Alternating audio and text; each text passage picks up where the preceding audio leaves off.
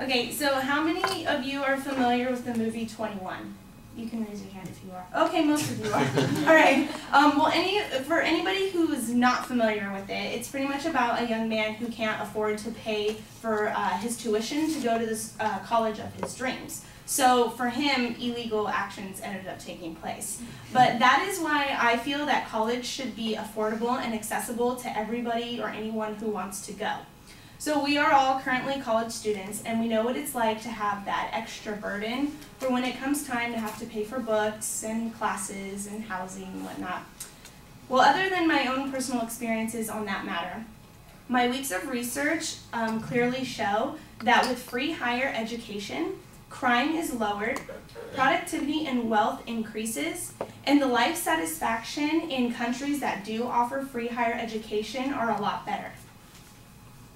So public education provides one of the best opportunities to reduce crime and its cost to society for the children who we want to help gain knowledge, skills, and character that help avoid criminal activity. So studies show that the more formal education a person receives, the less likely he or she is to engage in crime, especially violent crime.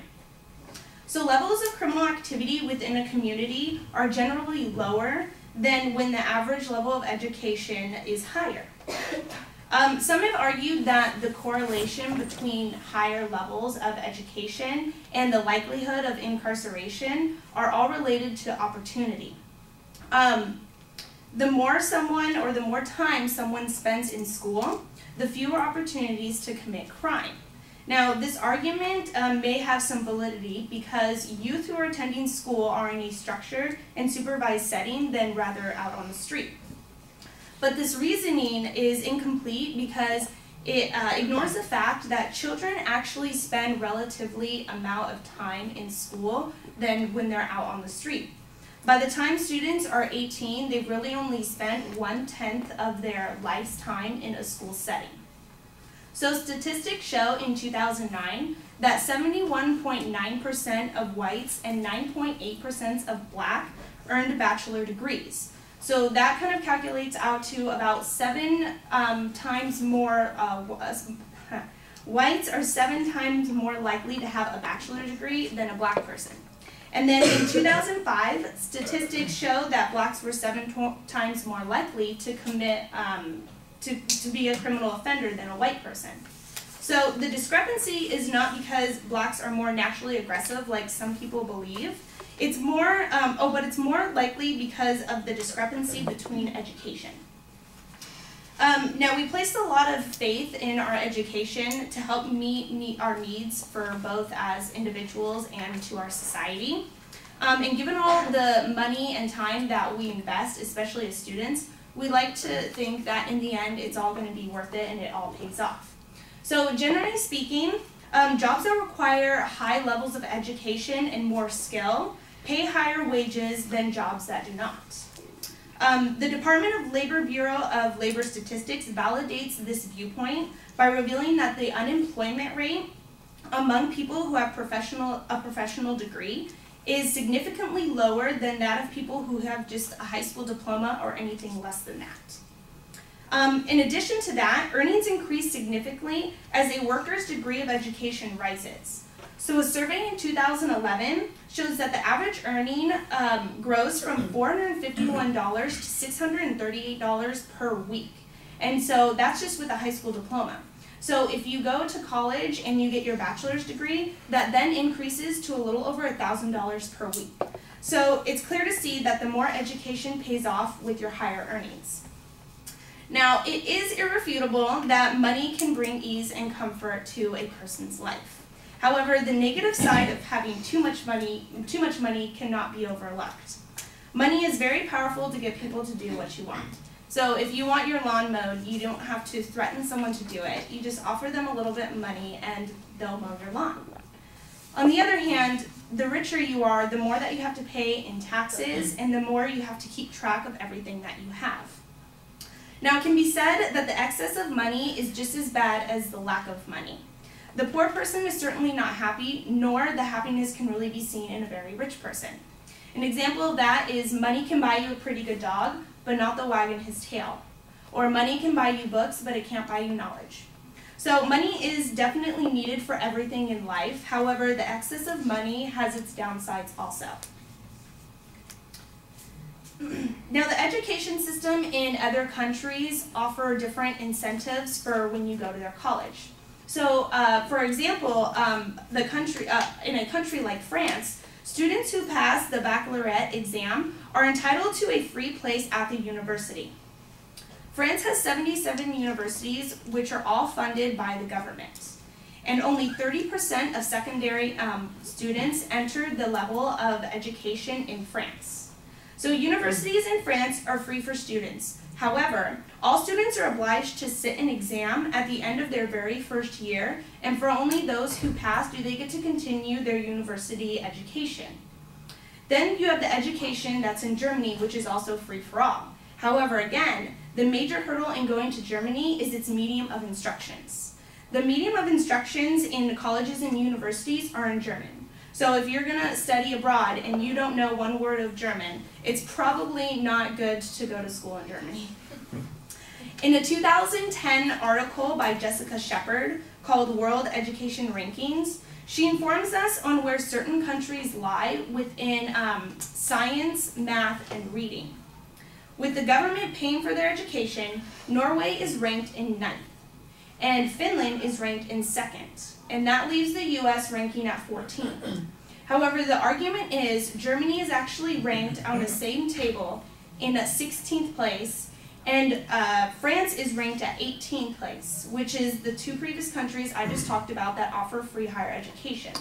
So this proves that free or higher education does affect rankings in a positive way, but also in a negative way as well. So in conclusion, America has a deep problem when it comes to have to pay the cost of higher education. You can measure this in a number of ways, whether it's with the state budgets, the rising tuition, and the student debt. But the most basic and stunning fact today is that when you factor in the government's spending on higher education and what an individual spends in tuition, it shows that the country pays about $110,000 for every bachelor's degree and $55,000 for every associate's degree that is granted. And that doesn't include the books or your housing either. So I think throwing more money at the problem can't be the only solution. So some other ideas that I had that could help make college more affordable is to kind of make certain that students complete their degree and that they do it quickly. Because today, the country pays an enormous amount of money for students to educate students who ultimately drop out before graduation. And according to the National Center for Educating Statistics, only 60% of American undergraduates who are seeking bachelor degrees finish their studies within 6 years.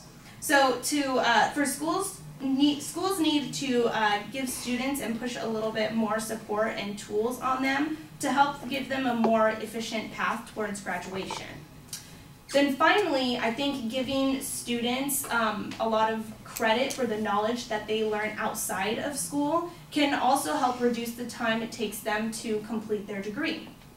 So schools can push things more of like service learning onto their students, because later they'll tell you it's added to your transcripts and it can kind of help you earn your degree at a faster pace. So like in the movie 21, we don't all want to have to learn how to count cards so that we can later go to Vegas and pretty much steal our money for school. Adjusting it is just one avenue of many that could help bring an education within closer reach to millions of Americans.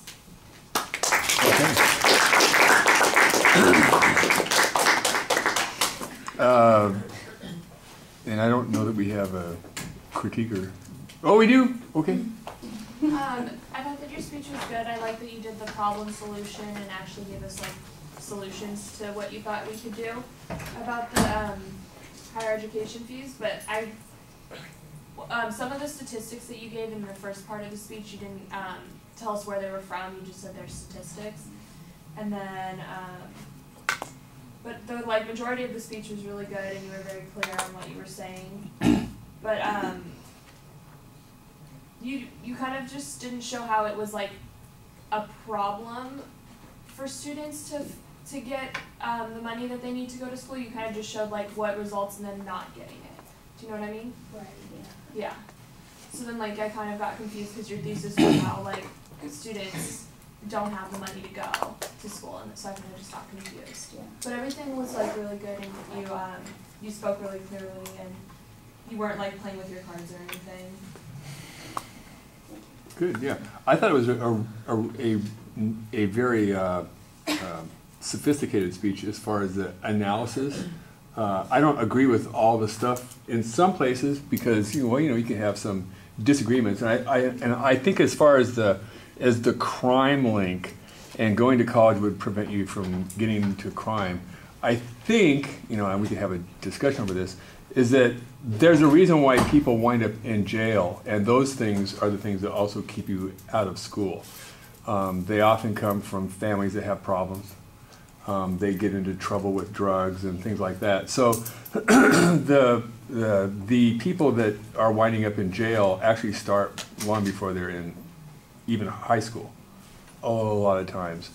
And so I don't know that if you could get more people into college, that would result in more people out of jail, unfortunately. But I think the rest of the stuff, like how we pay for things and who gets to go and stuff like that, I think was very well done, and you had a lot of good comparisons, and you obviously did a lot of research on that, which is very informative. So, okay.